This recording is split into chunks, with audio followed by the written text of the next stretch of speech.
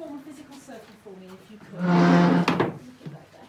Now, what I want to demonstrate to you is how the neurons in a baby's brain wire themselves up.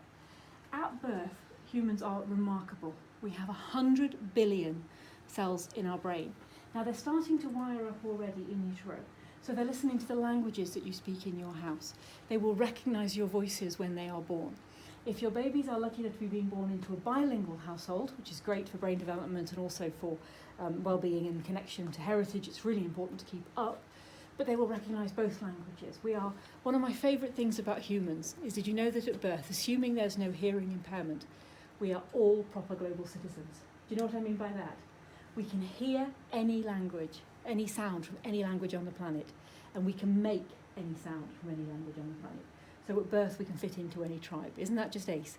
By 10 months we've lost some of the more extreme ability to differentiate some of the more subtle sound differences. But at birth, so before birth, they are tuning into languages, they're looking at mum's stress levels in pregnancy and just checking.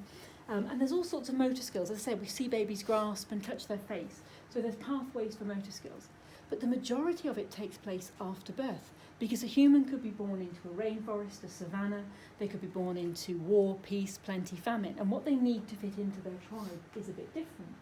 So after birth, the fourth trimester, and in fact the first year, you build the architecture of a baby's brain.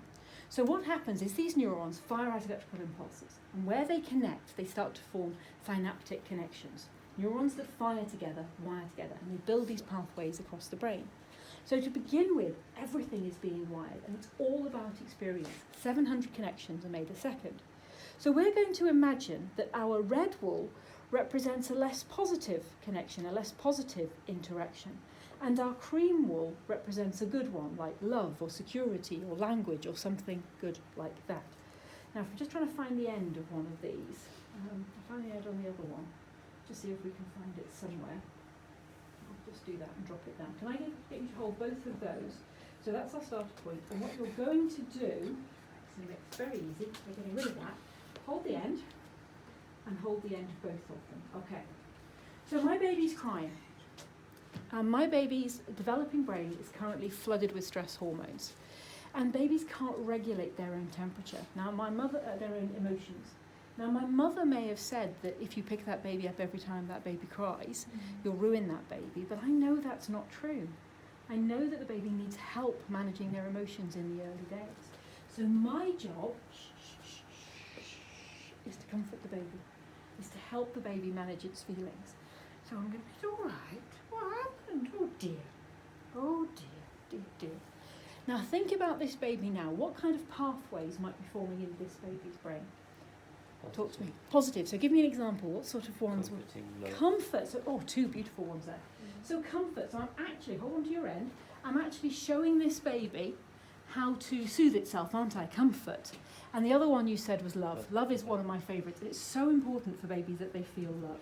I've always said that you can tell a baby who's been smiled at from the day they were born, because you pick them up and they smile at you. They know that, and it's their sense of self-esteem. I'm all right. She smiles at me every time she looks at me. Yeah? So there's love. Love's a beautiful one. So go to there and keep holding on to it. What else is this baby getting? Safety. Safety. Oh, security's huge, and it's a really massive one. So you hold on to a bit and then pass the roll back. Does that make sense? So keep hold. Pass the roll over here if you would. So security is really, really important, because the priority for the baby is to stay safe. So if the grown-ups come regularly and comfort the baby regularly, it's going to use its energy to explore and learn and be interested. If this baby thinks that nobody's going to come, it's going to devote its energy to making sure the grown-up comes to keep them safe, because it knows it can't survive on its own. Send it. So that goes back. So security is really important. This baby's getting a lot. What else is it getting? So keep going, join that back up to security. There. Which one was security? It doesn't matter. So call this one security. Another one. What else is the baby getting? It's all right. It's all right. We've had comfort. Yeah, what else? Reassurance, lovely. So send the cream over again. What else am I doing? It's all right. It's all right. Communication, language. Remember, you can't learn to speak if people don't speak to you. So they really need this constant flow of meaningful words. You can't just read auto-trader to them. Do you know what I mean? It's actually got to be what you can see and what's going on. But language. So I use a lot of words. I'm very, very vocal, as you might have noticed. So there's lots of words going on. Any more? Warmth and physicalness. There's lots of lovely physical touch. Remember, the first language of babies is touch. So can we send it over there? So 700 connections are made a second in the baby's brain. So can you imagine this whizzing and whizzing and whizzing? Now, where pathways are used a lot, the brain protects them. It literally coats them in a protective coating that turns them into super fast, high-speed broadband, kind of for transferring messages. Now, another day, this baby's crying. I'm just upstairs. I'm on my way down as fast as I can. But I haven't got there. Or maybe I'm answering the front door, or I'll be 1 minute. I've just got to turn the hob off or something. How's this baby feeling? What kind of pathways are going on? Distress. So the baby's feeling quite stressed right now, isn't it? So that's what we call a red pathway. Okay, what else is the baby feeling? A bit scared, yeah, absolutely. Because don't forget, until the baby's 6 or 9 months old, they don't know that they're not part of you. They don't realise they're a separate being. So if you're not there, that's really scary for them. It's not manipulative, it's just frightening. Any more? Abandoned, absolutely. Remember that whole thing about security. Now I'm going to stop there. I'm just going to get you to look at this. Look at this baby's primary architecture. Next time this baby cries, what will its primary architecture tell it? It's going to be okay, isn't it? Yeah. Actually, everything's going to be all right.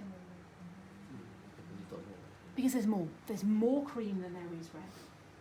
Now imagine if this was reversed. Okay? More reds. But actually, am I a perfect parent? Is it all cream? No. That's okay. You don't have to get it right all the time. There just has to be more cream than there is red.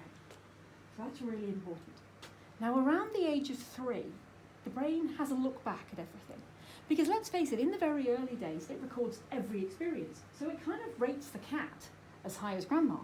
And then a little while later, it realises the cat is not going to help it in any way, but grandma is a good bet. Do you know what I mean? She'll feed it, she'll love it, she'll talk to it.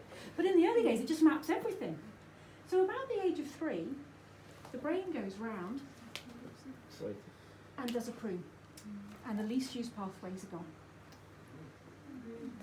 And we know this because when children acquire, around the age of 3, their vocabulary explodes.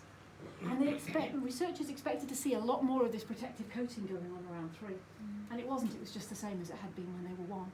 So they used the pathways that they use in early life. So what you do in early life matters. Now I just need to stop everything here and say, some people have terrible styles, but humans are ace. We are a wonderful species. We are so fixable. We are so redeemable.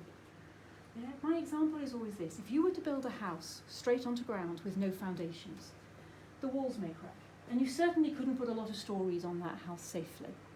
Yeah? If you build a house with deep foundations, you could literally build a skyscraper on there, couldn't you? And it will be a strong house. Now, a house with poor or no foundations, you can shore it up. You can go back, you can dig out, and you can put in foundations retrospectively. We are so fixable. But which is easier? To put in the foundations without a house on top, or to go back and fix them later? So when you pick them up, when you love them, when you talk to them, when you cuddle them, this is what you're doing. You can spoil a 3-year-old. You can spoil a 2-year-old. You can't spoil the 1, up to 1. They're not manipulative. You are literally building the pathways that they will use their entire life. What do you think? Brilliant. Yeah. Isn't it quite something? And I love the fact that you don't have to be perfect. We've still got some red. You just need more cream. Sometimes if you have a baby who's really hard work, sometimes if it gets to the point where they haven't stopped crying, put them somewhere safe, go and stand in the garden. Do you know what I mean? It's okay. We just don't need them in a stressed state, but sometimes it's all right. But you know that you've got enough cream. And sometimes if you're trying to comfort them and they're not calming down, even if they're not calming down, the fact that you are trying is laying these beautiful layers of cream. It's not what we have. It's not about wealth. It's not about privilege. It's not about education. It's about responsiveness and love. And isn't that just beautiful? Yeah. Thank you very much. Thank you. Thank you.